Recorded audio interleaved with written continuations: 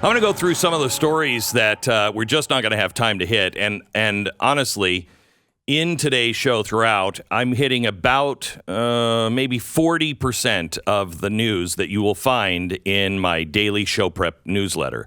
This is, I don't think anybody has ever done it to this detail before.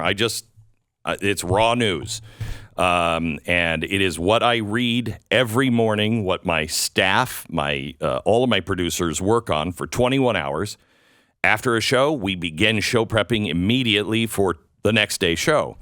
And about 6 months ago, I just felt that the news was so important and I couldn't get it all into the show. And you might miss something I hit in, hour 1 or hour 3 or whatever.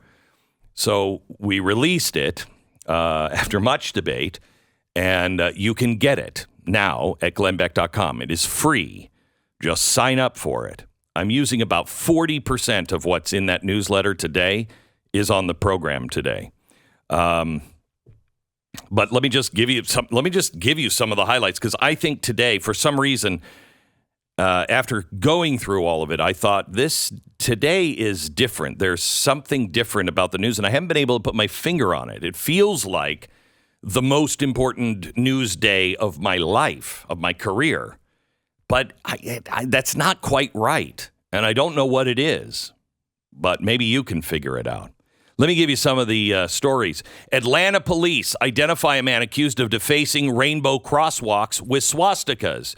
So, of course, they arrested this white Nazi. Oh, no, he's not a white Nazi. He's a black nationalist. He has an account online where he talks openly about killing people and how blacks are the master race. The vandalism, of course, when they were. It's got to be white nationalists that are doing it. Probably white Christian nationalists. No, it wasn't. Some of his posts make reference to a master race of black people. Other posts are religious in nature. He targets Jehovah's Witnesses for portraying biblical figures as white. He is he's not a well man, but he's also black. Biden has announced yesterday another $3 billion in arms for Ukraine. My research staff is working right now. There is something very wrong with the money that we're sending over there. There's something very wrong. And I think old scores are being settled, old political scores. Remember, this was the playground of George Soros, of Hillary Clinton, of Barack Obama, of Joe and Hunter Biden. This was a funnel of money that's just been lost. We've sent over there, and this is, 10 years ago. Just lost. Don't know what happened. Where did I put that $1.8 billion? I just can't find it. Did I leave it in my other suit? And I don't have any evidence now, but I have a feeling if you want to start looking up some things, if you're good at being an investigative mole, but I'm telling you, something's really wrong there. The Biden administration has now moved to formalize DACA to protect 600,000 migrants from any kind of legal challenge. By the way, we're up to 4 million people that have come into the United States under his watch. Also, Biden has now moved to fund Canadian mines while blocking U.S. mining. Isn't that great? Love that. It's good for Canada. Mexican journalist was killed hours after publishing a story about local officials' involvement in the disappearance of 43 students in 2014. These buses filled with these students was found just shot all up. We know that they were surrounded by police. They came in for some reason. They just opened fire on these buses, and then the bodies were gone. Kids were gone. What happened? No investigation until this guy starts to question, and he publishes something online. He's killed within a couple of hours. Spotify. Now, this is interesting. Spotify spends how much? $100 million on Joe Rogan? Wasn't that what it was? That was what it was reported as. I think it was, a lot of reports that it was even more than that. Okay. So let's just say it's $100 million. That's a lot of money for a company. Their biggest investment when it comes to podcasting. By far. By far. Did you know that Spotify, now as they started looking into this, never recommends the Joe Rogan podcast? That's like watching ABC and they say, tonight, it's a new episode of your favorite show on NBC. Oh, and we're running this stuff too. Well, they're not advertising. They are not suggesting it. He's cut out of the algorithm. Washington Post, a rape survivor,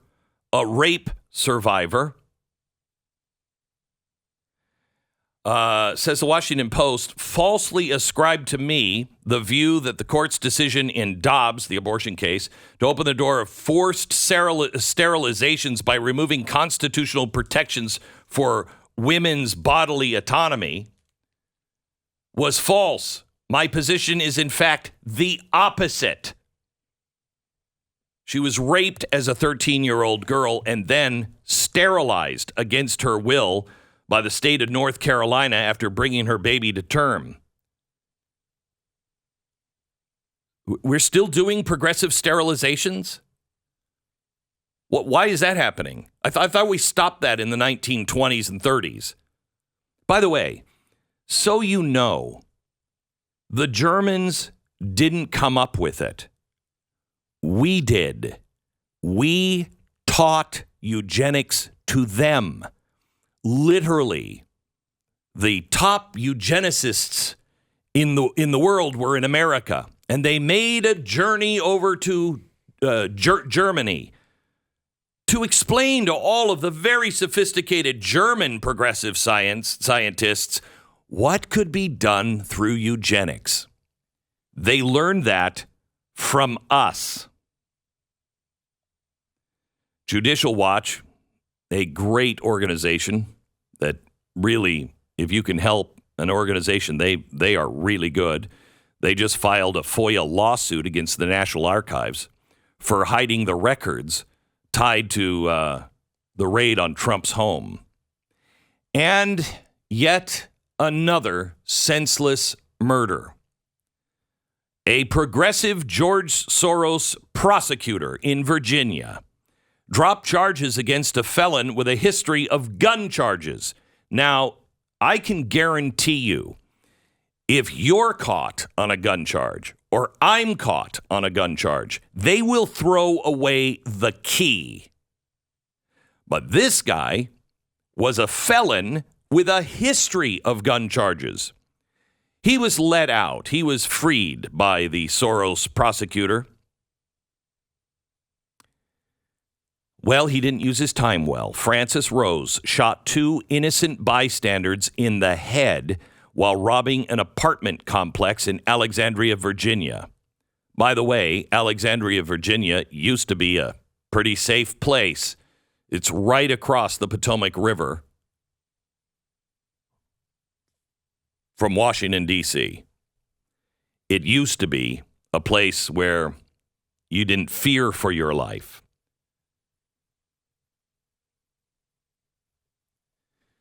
At some point, this is all the gods of the copybook headings. That the truth will return. It has to.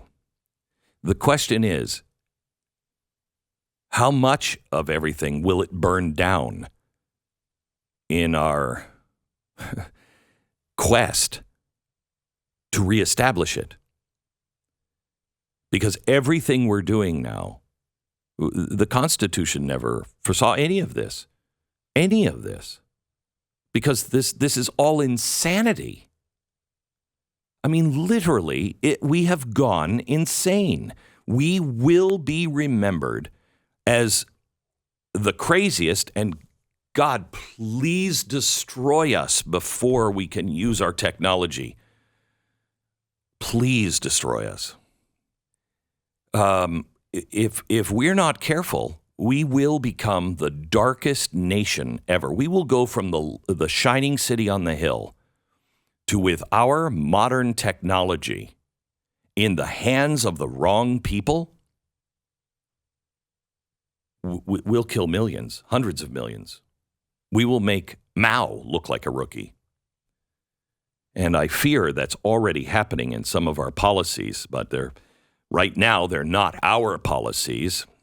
They're going to be blamed on America, but it is the World Economic Forum and their policies.